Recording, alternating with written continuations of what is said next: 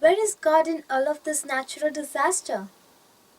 As we look around the world, as we watch and read the news, practically everywhere it is affected by some kind of natural disaster. Floods are displacing millions of people. Forest fires are destroying thousands of acres and burning out of control. Earthquake continues to force people to live in fear, and tornadoes and hurricanes have become more fierce and numerous than ever. And if that is not enough, droughts are causing massive crop damage and water shortage. The fact is that nobody likes a loss, no matter how great or small it may be. Any disaster can take years to recover from, which can only increase our struggle to exist in this world. So, what are we to make of all out of this? Is it just our own bad luck? Is this some kind of karmic reaction we are suffering? Is this merely the way life goes on in this material world? Or is this what God is doing to us? In fact, where is God in all of this? From a spiritual perspective, when we ask, where is God in all of this? We must understand that to blame God for the way the world works is our own ignorance. And this ignorance is only the misguided perception of the absence of God, just as darkness is only the absence of light. From the very beginning, the world and everything in it is temporary. Or did you forget that our existence in this material world is also temporary? But we get so accustomed to the idea that things are going to go on the way we expect them to, that we are thrilled completely out of wrap when they don't, and especially when the world throws reversal into our lives. There is an old saying, show me a world with security and I will show you an ignorance. The point is that change is the only constant in this world, which also implies that change means a lack of security due to not mean what we really expect in the future. And it is a challenge to remain balanced in all of this. And the only way you can do that is by attaining a spiritual consciousness. Actually, natural disasters go on in various degrees on our daily basis, whether we notice them or not. Nature also means neutral, and it does in whatsoever way in order to provide balance. Even it may seem cruel, as in the way stronger animals feed off the weak, this is a law of nature. And however cruel it may seem to be, in this world, that is how balance is maintained in many cases, so that certain species do not overpopulate.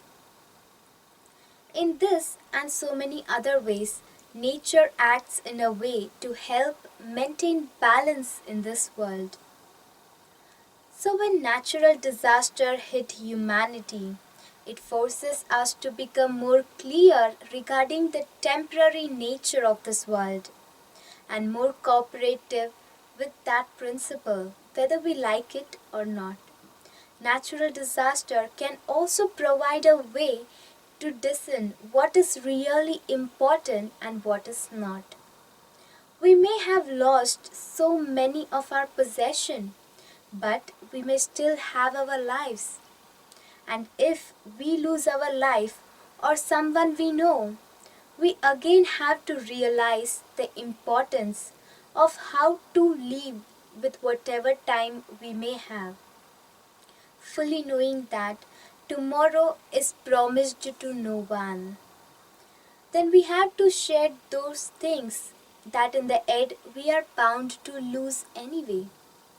Loss is no easy thing to deal in life, but better to go in stages of preparation then to be tested only at the very end of our lives, at the time of death, when it may be more difficult than ever to lose everything you hold dear. We need to be ready to go forward into the next realm rather than being held back by all the longings we have for the attachments we have acquired in this life. This is the lesson we should learn by experiencing various natural disasters on a personal level or by observing those that go around us. In this way, disaster of any kind can act as lessons that pull away the layer of illusion that hold us to the first impression of who or what we think we are in this material realm. This is how there is some good in any situation, regardless of how awful it may seem. God does many things in one move or one act, and in one major event, so many things may have been put into motion for many positive things to take place in the long run. Sometimes we can see that in the change of the society of innumerable people in the world that may have been affecting by whatever event has happened, especially when they deal with the event by putting together to sort out the new challenges they have to face. In this way, there is hope for a new vision, a new awareness, a new spirit of cooperation and view of each other. For example, tornado destroys neighborhood or our town. Everyone has to drop their ego and differences in order to work together to make things work smoothly again. So many trees may have been blown over, dropping electrical lines and stopping the flow of power or communication. Then people must work together to help clean up, get things working again, and check on the elderly if they are all right. And the more we work together, the easier it becomes for everyone. But it is not that the case with life in general. Sometimes we forget until a natural disaster again forces us to take a second look at who are our neighbors, and possibly with less judgmentalism than before. So sometimes we must get knocked on the head in order to speak, force ourselves to look at who we are and where our life is taking us. It is strange that sometimes this will not happen unless some major turning point takes place in our life.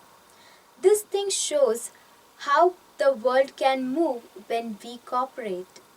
Many acknowledge the need for each other and also our joy at being needed and giving to a higher cause by helping others. With this new vision of ourselves and who we are and how we fit into the world, we may then see how God is found in every act of care and concern in each person around us. When a world comes together to help each other or those who have been affected by the disaster, all the kindness, consideration, the prayers, the donations, the heartfelt love that is more prevalent now than ever is all part of our spiritual nature. When we consider all of this, we can see that each act of kindness is like the light of God everywhere. We simply have to be more willing to keep this spiritual renewal and vision in our heart and minds, in our everyday lives. In this way, the tragedy itself, whatever it may be, will have made us more humble, more cooperative, and a kinder person.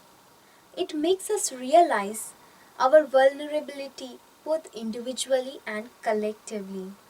It makes us realize how fragile life can be and how we should also appreciate whatever blessings we have.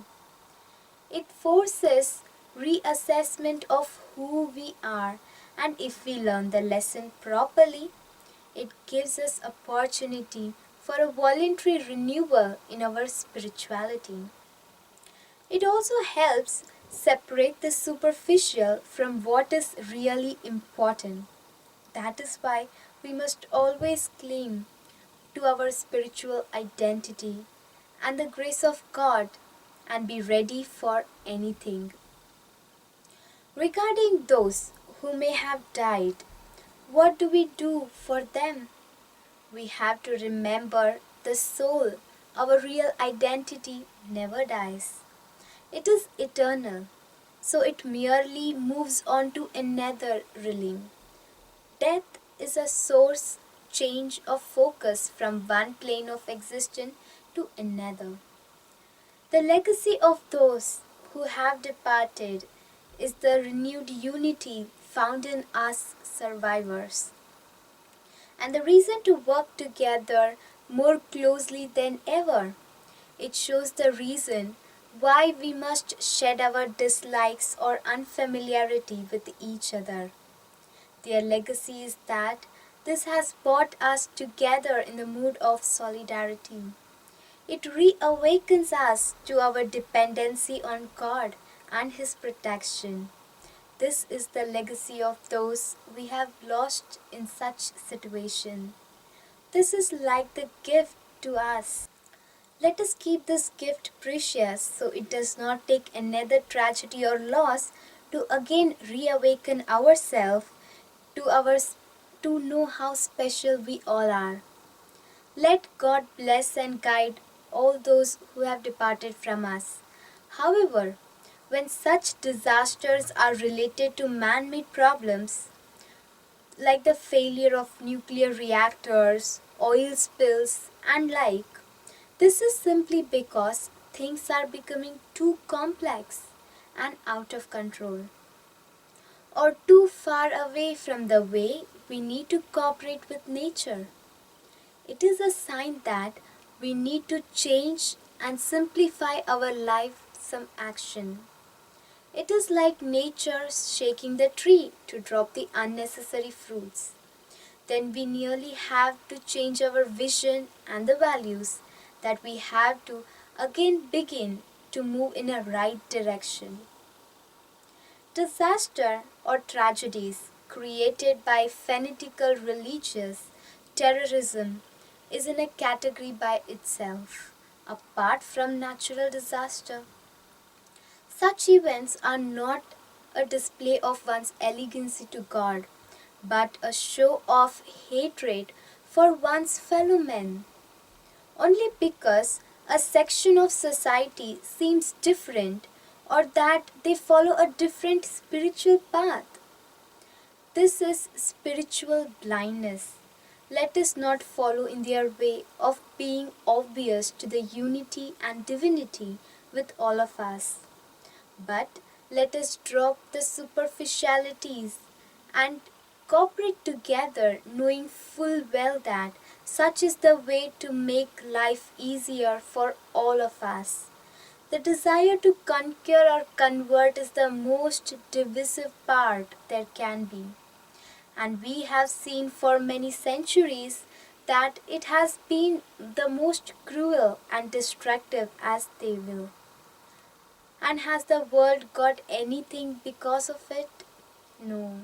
In fact, it has only increased the fear and chaos in the world instead.